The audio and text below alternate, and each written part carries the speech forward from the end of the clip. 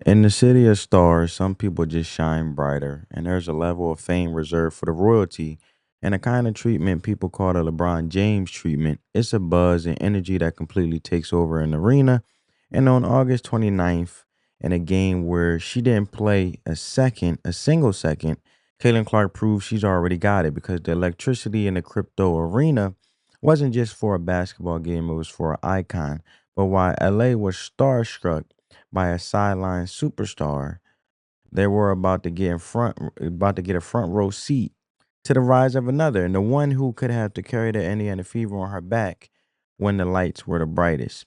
So coming into this huge showdown between the Indiana Fever and the Los Angeles Sparks, the story was all about who wasn't playing, and Caitlin Clark, the guard who has completely changed the game, was on the injury report again, as we know, and a nagging right groin injury has plagued her sophomore season, a frustrating turn after a historic rookie year and keeping her off the court for this crucial game.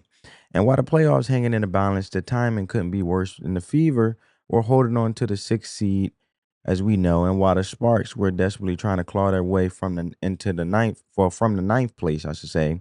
And this wasn't just another game; it was a fight with serious postseason implications. And yet, the second Caitlin Clark walked out the tunnel, the story of her injury was drowned out by a wave of pure adoration. And the roar from the LA crowd was deafening and a kind of welcome you expect from a hometown hero, not a visiting player in street clothes. And this is the Caitlin Clark effect as we know it. And it's bigger than the game itself. And fans in her number 22 jersey were climbing over each other for a picture and an autograph. And Clark, a total pro, took time for them, her presence alone turning into a major event. And I want you guys to see what I'm talking about in regards to that matter. As you guys can see, we got Clark there signing her jersey. Fans literally, you know, stretching out across the bench to get signatures left and right, which is phenomenal.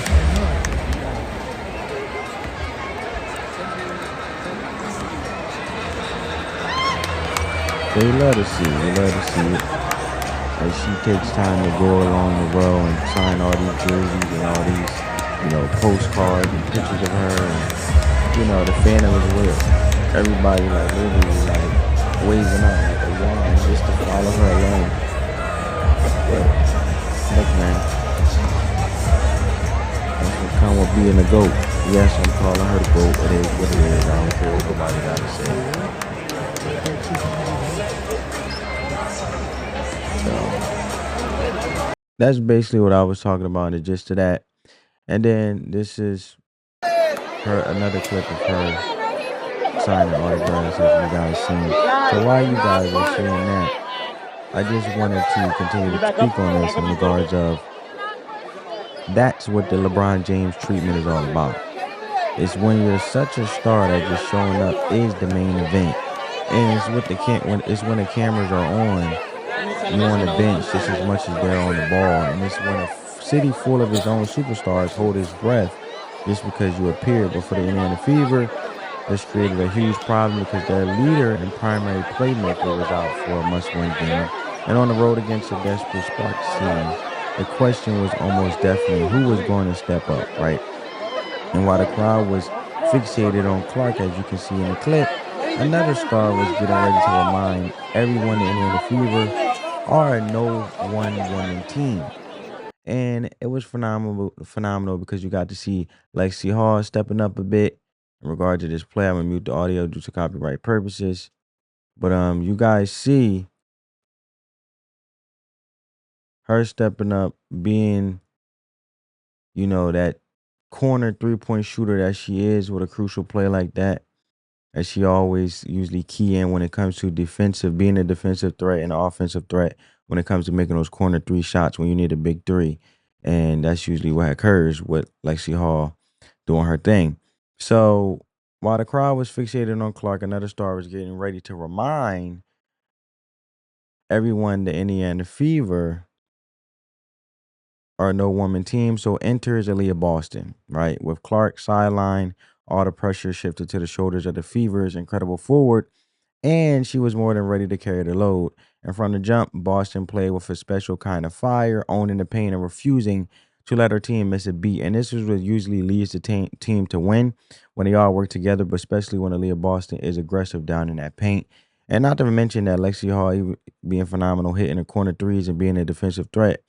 Her overcoming, the bruised eyes and things like that from the last game where her eyes got all bruised up and she had, you know, got her forehead swollen by the head-on-head collision, but it's good to see she's still out there playing and doing her thing and staying focused, which is a good thing. So when you look at it though, with Aliyah Boston, when she came out with this special kind of fire, it owning the paint and refusing to let the team miss a beat.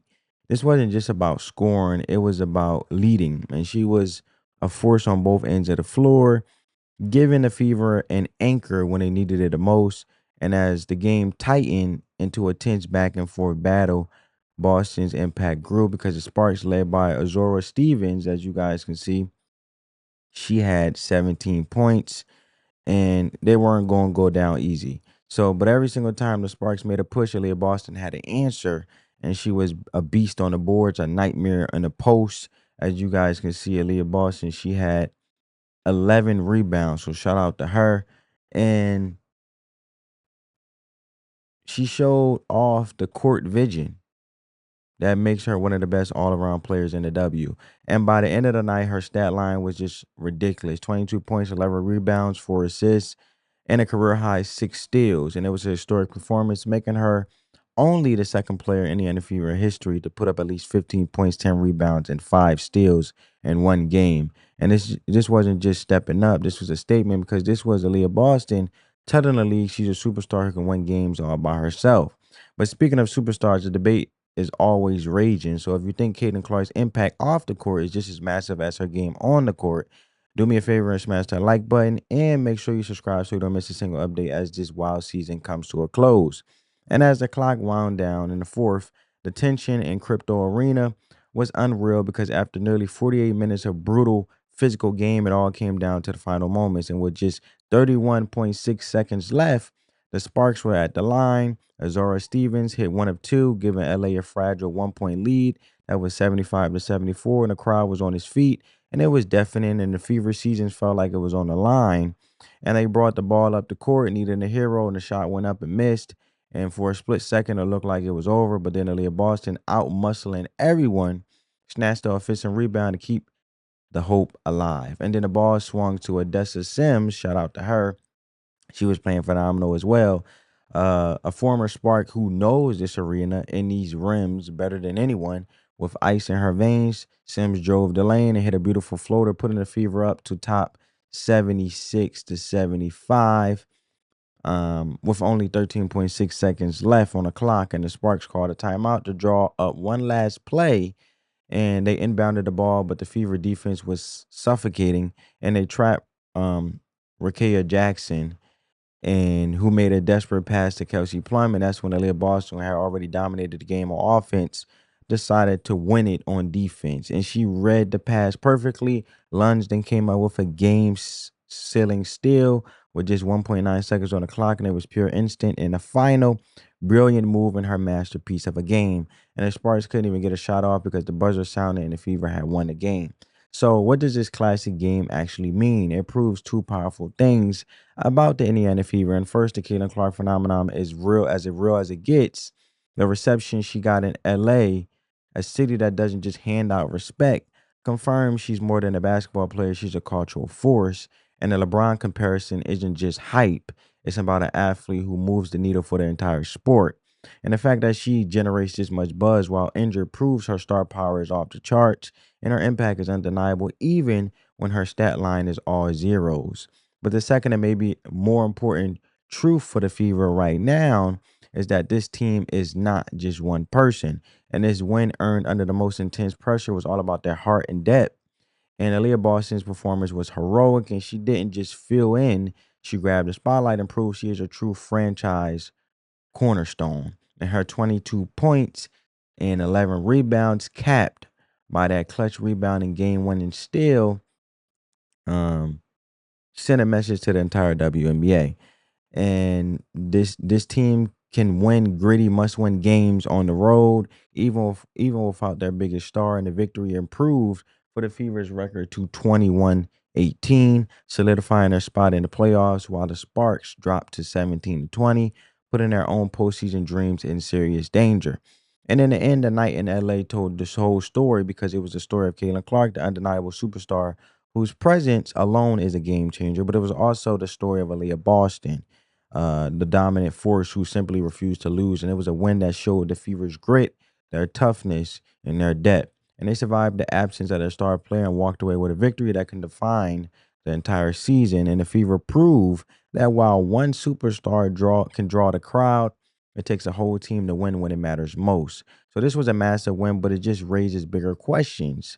What does this performance tell us about the Fever can do in the playoffs? And can Aliyah Boston keep playing all at this superhuman level and lead this team on a deep run? So let me know what you think down in the comments. And as always, thanks for watching. On that note, family, peace.